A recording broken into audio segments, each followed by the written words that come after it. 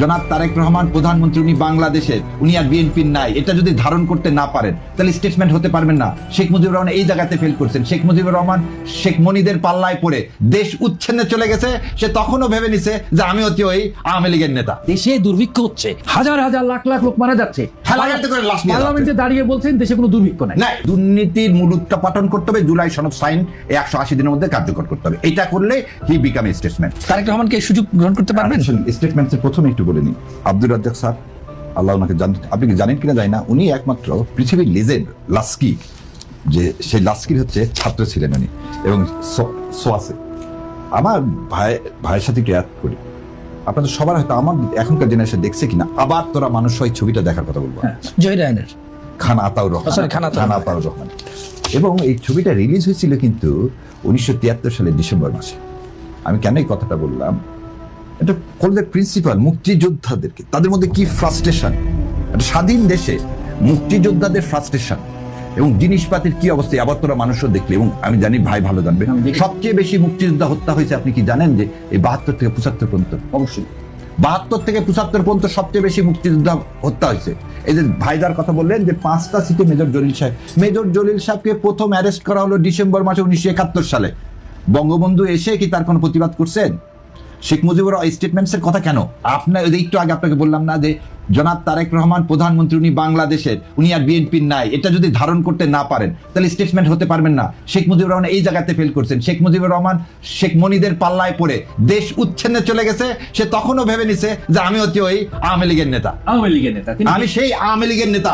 সে যে স্টেটমেন্ট মানে কি, সমস্ত মানুষের হৃদয়ে, যেটা জিয়াউর রহমান পাচ্ছিলেন, জিয়াউর রহমানের 3 বছরের শাসনকালের বেনিফিট আজও তারেক রহমান পেয়ে যাচ্ছেন। কেন এটা পাইছেন? কারণ আপনাকে হৃদয়ে জায়গা করতে হবে। আমি কেন এক অনুষ্ঠানে বলছিলাম শেখ মুজিবুরকে বঙ্গবন্ধু কেন, যত উপাধি আছে সেই উপাধি কেড়ে নিল কেন?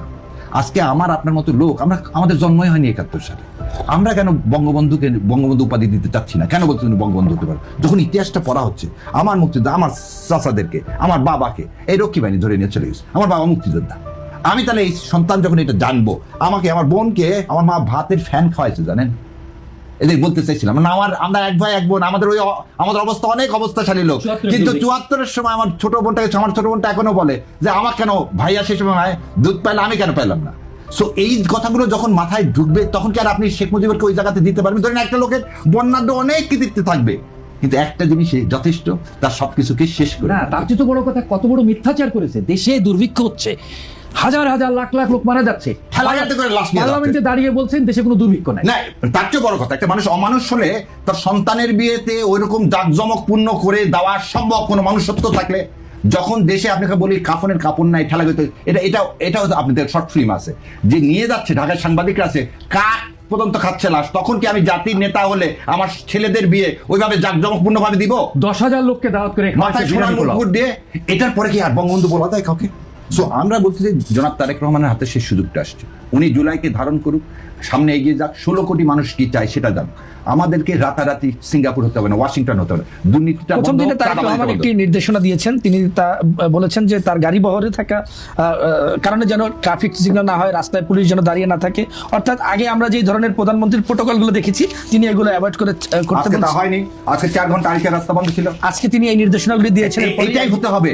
আপনি একটা জিনিস বোঝেন যে আপনি কি জন্য আলাদা প্রজাতির হয়ে যাচ্ছেন। বলেছেন তিনি সরকারি গাড়িতে চলবেন না, তার গাড়ি নিজেরই বুলেট প্রুফ গাড়ি, তার সরকারি গাড়ি দরকার নাই, তার সরকারি গাড়িতে তার গাড়ি অনেক ভালো। সো এটা কোনো কথা না। এটা সে যদি বলে যেটা বলছেন উনি, এমপিরা গাড়ি নিবেন, পাবে না এবং প্লট পাবে না, আলহামদুলিল্লাহ, কিন্তু তাকে এখন মেক শিওর করতে হবে এই দুর্নীতির মূল উৎপাটন করতে হবে, জুলাই সনদ সাইন 180 দিনের মধ্যে কার্যকর করতে হবে। এটা করলে হি বিকাম এ স্টেটমেন্ট। আমি একমত এটার সাথে।